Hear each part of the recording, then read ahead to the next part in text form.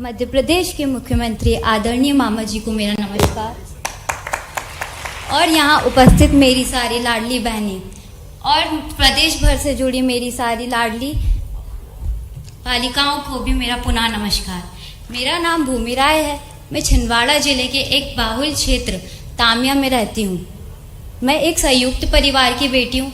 मेरे पिता एक के ऊपर मेरे पूरे घर का भार है। मामा जी, मैं आपकी लाडली तो हूँ ही, साथ में मैं अपनी दादी की भी लाडली हूँ। आर्थिक स्थिति कमजोर होने के बाद भी मेरी पढ़ाई लगातार जारी रही।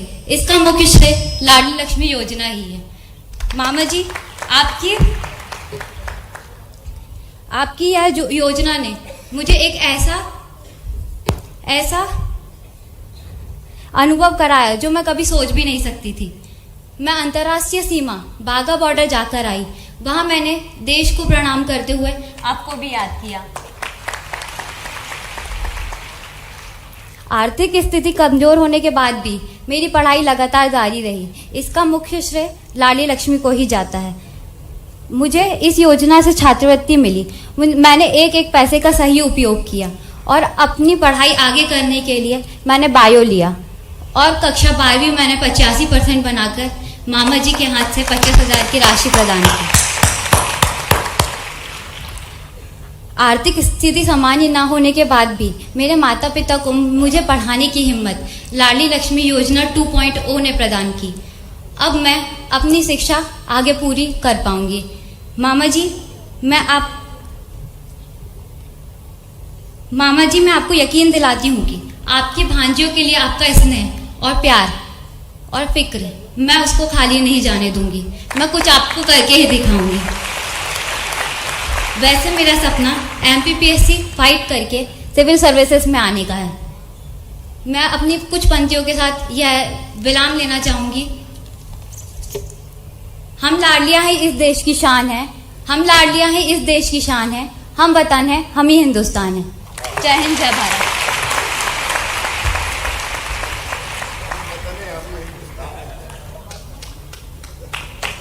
जोरदार तालियां बजाइए।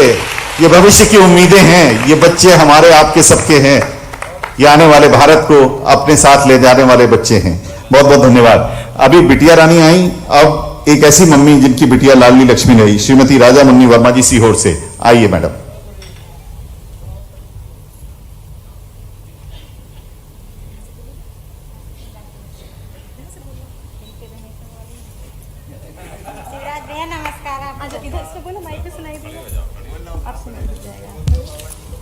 शिवराज भैया, आपको नमस्कार मेरी तरफ से। आपको सबको धन्यवाद। आपकी तरफ से सबको माफ़ी चाहता हूँ कभी कोई गलती हो तो।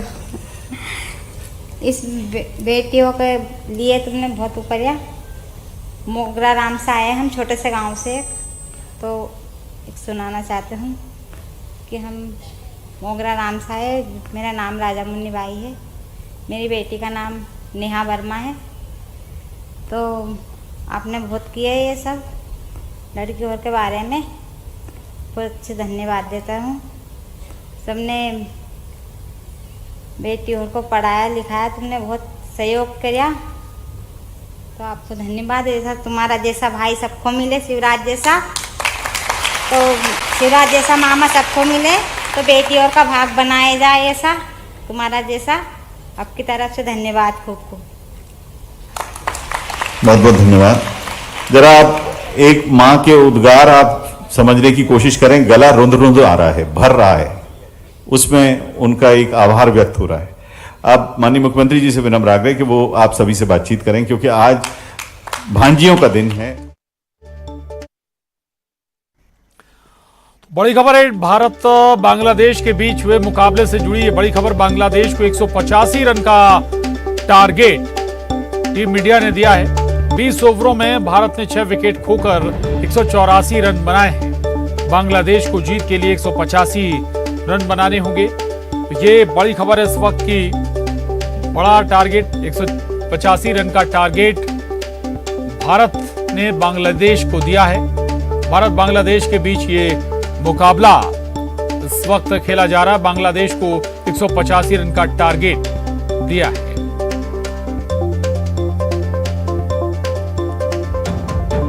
आपको बता दें कि विराट कोहली और केएल राहुल ने यहां बेहद शानदार प्रदर्शन किया। पहले बल्लेबाजी करते हुए वरिष्ठ विधायक आदरणीय रामेश्वर शर्मा जी, लोकप्रिय विधायिका बहन श्रीमती कृष्णा गौर जी, हमारे महापौर बहन मालती राय जी, महेंद्र सिंह सोलंकी जी सांसद भी हमारे सामने बैठे, अशोक शाह जी, भोसले जी, प्रदेश भर में अलग अलग जगह उपस्थित प्रदेश के मेरे मंत्रिमंडल के सभी साथीगण, सभी विधायक साथीगण, सांसद साथीगण और मुझे सुन रहे मेरे प्रिय बहनों, भाइयों और मेरी लाडली लक्ष्मी बेटियों, आप सबको दोनों हाथ जोड़ के प्रणाम करता हूं, आप सबको नमस्कार करता हूं। आज मेरी खुशी का अंदाजा आप लगा नहीं सकते। सचमुच में मैं गदगद हूं, प्रसन्न हूं, मेरा रोम रोम पुलकित है, क्योंकि आज मेरी वो लाडली लक्ष्मी बेटियां बैठी हुई है जो कॉलेजों में एडमिशन लेके अब कॉलेज की पढ़ाई शुरू कर रही हैं।